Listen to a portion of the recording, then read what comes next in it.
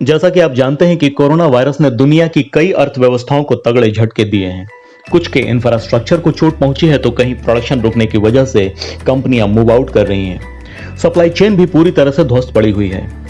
चीन की बात करें तो ऑप्टिक्स और बिजनेस दोनों के ही लिहाज से चीन को तगड़ा झटका लगा है। नमस्कार, मैं हूं कुमार अमिकर और आप देख रहे हैं एनएचएससी मीडिया नेटवर्क। आइए जानते हैं ऐसी परिस्थिति में भारत का क्या रुख होने वाला है। कोरोना महामारी को लेकर विश्व के ज्यादातर देश चीन से बेहद खफा हैं। अमेरिका की तमाम कंपनियां अब वहां से निवेश हटाना चाहती हैं और उनकी नजर भारत पर है। यूएस डिपार्टमेंट ऑफ स्टेट्स ने कॉन्फिडेंशियल बैठक में इस प्रस्ताव का समर्थन भी किया है। भारत चीन को पूरी तरह से हैरान करने के लिए तैयार है।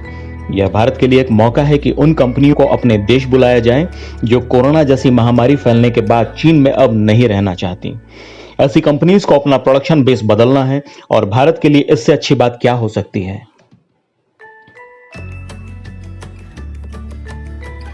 भारत के प्रधानमंत्री नरेंद्र मोदी भी इस दिशा में इन्वेस्टमेंट करने को तैयार हैं। आइए जानते हैं कैसे बुलाई जाएगी ये कंपनियां। पीएम मोदी पिछले कई महीनों से इस प्लानिंग में लगे हैं और यह प्लान है plug and play model. Plug and play model के जरिए इन्वेस्टर्स अपने व्यापार के अनुकूल जगहों को आइडेंटिफाई करते हैं और फिर तेजी से वहां अपना प्लांट लगा देते हैं। अभी जो वर्तमान सिस्टम है वो करीब दर्जन भर राज्यों में इन्वेस्टर्स को अपना सेटअप लगाने का मौका देता है। क्लियरेंस के लिए केंद्र सरकार के साथ साथ राज्य सरकारें भी सिंगल विंडो प्लेटफॉर्म तैयार करने में जुटी हैं। इसमें इलेक्ट्रॉनिक्स और मॉनिटरिंग की सिस्टम भी एक्टिव है। देश में और भी बनने जा रहे हैं स्पेशल इकोनॉमिक जोन। केंद्र सरकार अपनी तरफ से भी पैसा खर्च करने को तैयार है। अधिकारियों के मुताबिक यह पैसा नए स्टेट्स और ग्रेटर नोएडा जैसे इकोनॉमिक जोन्स बनाने में इस्तेमाल होगा। पीएम मोदी इसके लिए स्टेट वाइज और इंडस्ट्री वाइज इन्वेस्टमेंट जुटाना चाहते हैं। जैसे गुजरात, हिमाचल प्रदेश और उत्तराखंड की फार्मा पर पकड़ है तो वे इसी सेक्टर में इन्वेस्टमेंट की राह देखें और आगे बढ़ें। उत्तर प्रदेश जैसा राज्य जो इलेक्ट्रॉनिक्स का बेस बनकर उभरा है, उसे एग्रो बेस्ड इंडस्ट्रीज के लिए भी प्रमोट किया जा सकता है। आइए जानते हैं फार्मा इंडस्ट्री में बल्क ड्रग्स सप्लाई करने पर भारत क्यों जोर दे रहा है। चीन इस समय न सिर्फ क्वालिटी बल्कि भरोसे के संकट से भी जूझ रहा है। ऐसे में भारत की नजर कई पुरानी फार्मास्यूटिकल यूनिट्स को रीस्टार्ट करने पर भी है ताकि वह बल्क ड्रग्स के लिए एक विशालकाय हब बन सके। अभी दवाओं के लिए दुनिया का 55% कच्चा माल चीन से ही आता है। अगर भारत वर्तमान हालातों का बुद्धिमानी से फायदा उठाए तो वह चीन की जगह ले सकता है। मेडिकल के अलावा टेक्सटाइल, इलेक्ट्रॉनिक्स, फर्नीचर वगैरह जैसे प्रोडक्ट्स को भी भारत बड़े पैमाने पर एक्सपोर्ट करना चाहता है और भारत इसकी एक क्षमता भी रखता है।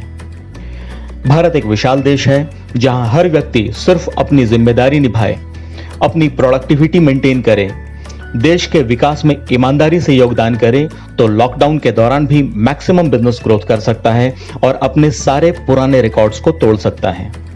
मंदी के इस दौर में यदि आप हमसे व्यापार संबंधित कोई भी सलाह लेना चाहते हैं, व्यापार संबंधित कोई भी लाइसेंस लेना चाहते हैं तो आप हमारे टोल फ्री नंबर 1800-123-252599 पर कॉल करके हमसे संपर्क कर सकते हैं।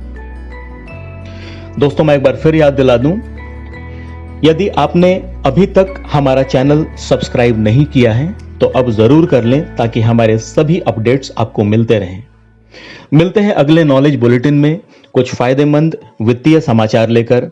तब तक के लिए आप अपना ध्यान रखें, लॉकडाउन रहें, सुरक्षित रहें, प्रोडक्टिव रहें और अपने व्यापार और रोजगार को बढ़ाने में हमारा सहयोग जरूर लें। धन्यवाद।